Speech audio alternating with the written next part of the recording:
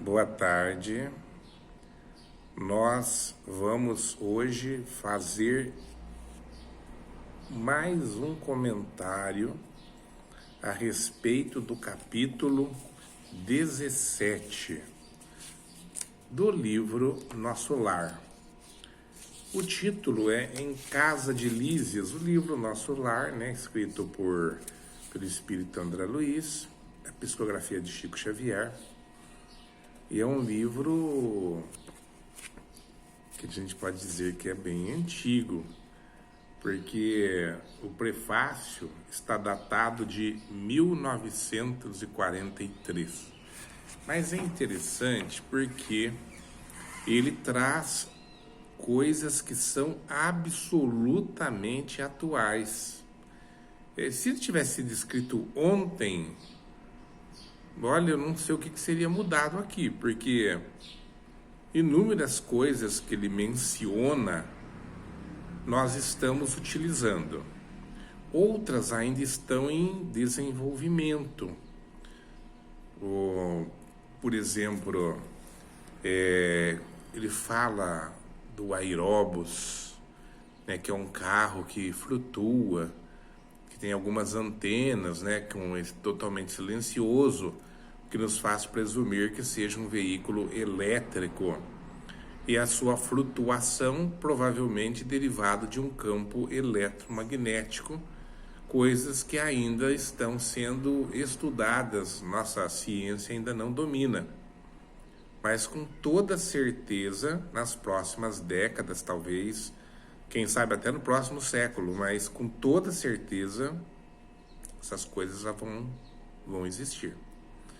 Eu diria até que de maneira ainda que bastante rudimentar, em fase experimental, já existem.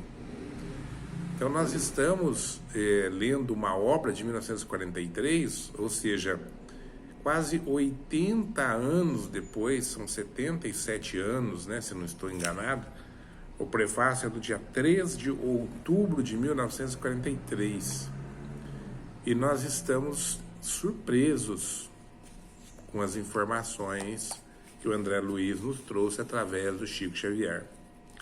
Nesse capítulo 17, eu me recordo que nós falamos outro dia que ele tem duas lições que eu achei extremamente importantes.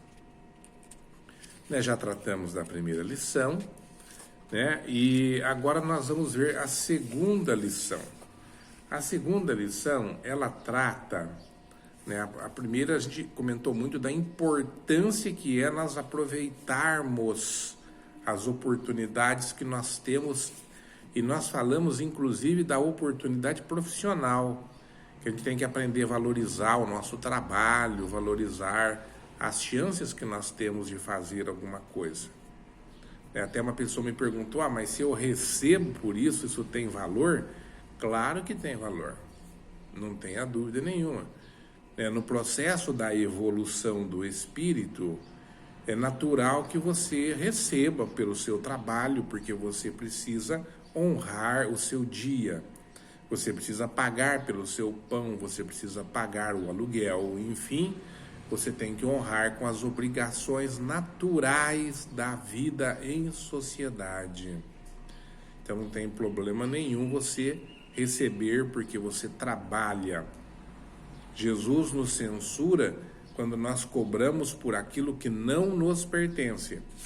Por isso é tão censurável, eu diria até que é um verdadeiro crime contra a natureza, contra o nosso sentimento de religiosidade, nós recebermos algum favor em troca de uma prece, da transmissão fluídica, enfim, de qualquer comportamento que tenha por fim pregar Deus. Nós não podemos receber por isso, porque isso não é nosso.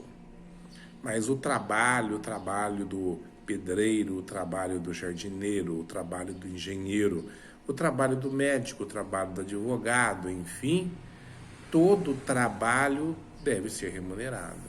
É assim que nós vivemos dentro da sociedade. Jamais encontrei nos textos evangélicos qualquer indicação que não se deva cobrar pelo trabalho que se realiza.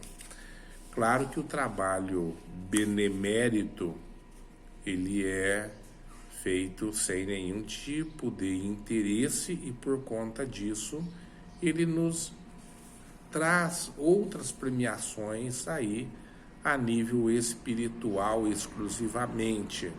Mas é muito importante que nós tenhamos em mente que fazer um trabalho com amor e com dedicação implica também no processo de evolução de cada um de nós. Quanto mais amor no trabalho, mais é importante a nossa atividade na Terra. Mas a lição de hoje não é essa nós já vimos na leitura anterior. Hoje eu quero chamar a atenção para o fato de que a nossa Laura, a instrutora do André Luiz, a mulher que o recebe como filho em sua casa, ela fala para o André Luiz que lá no nosso lar, e isto eu achei de uma importância extrema, lá no nosso lar não ficam os escritores que têm o coração maculado. Vejam, eu vou ler para que nós não tenhamos nenhum engano com relação ao texto do André Luiz. Temos em nosso lar, no que concerne à literatura, uma enorme vantagem. É que os escritores de má fé, os que estimam o veneno psicológico, são conduzidos imediatamente para as zonas escuras, obscuras do umbral. Por aqui não se equilibram, nem mesmo no ministério da regeneração, porque nós sabemos que esse é o ministério que recebe aqueles espíritos mais perturbados no nosso lar, que estão se tratando ainda para terem condição de conviverem com as pessoas que já alcançaram um padrão mínimo de evolução moral para conviverem naquela sociedade. Pois bem, os escritores de má fé, os que estimam o veneno psicológico, são conduzidos imediatamente para as zonas obscuras do umbral. Quero, meus irmãos, que nós atentemos para este detalhe. Como é importante nós falarmos, escrevermos coisas boas que animem, que instruam, que formem as pessoas que nos cercam. Quanta responsabilidade nós temos quando expressamos um pensamento, porque os nossos pensamentos, as nossas palavras, elas têm o poder de influenciar aqueles que nos ouvem, aqueles que nos leem. Daí, nós somos diretamente responsáveis pela marca que nós deixamos na sociedade. Veja que a Laura não mediu palavras. Ela disse com clareza: quem tem o coração maculado, uma mente ainda contendo a má fé, aquele hábito de falar mal, de fazer com que o seu conteúdo perturbe, é conduzido imediatamente para as zonas obscuras do umbral. Então isso me pareceu de uma importância extrema para a nossa reflexão. Então vamos ficar com esta lição por hoje, para que nós não nos esqueçamos, meus irmãos.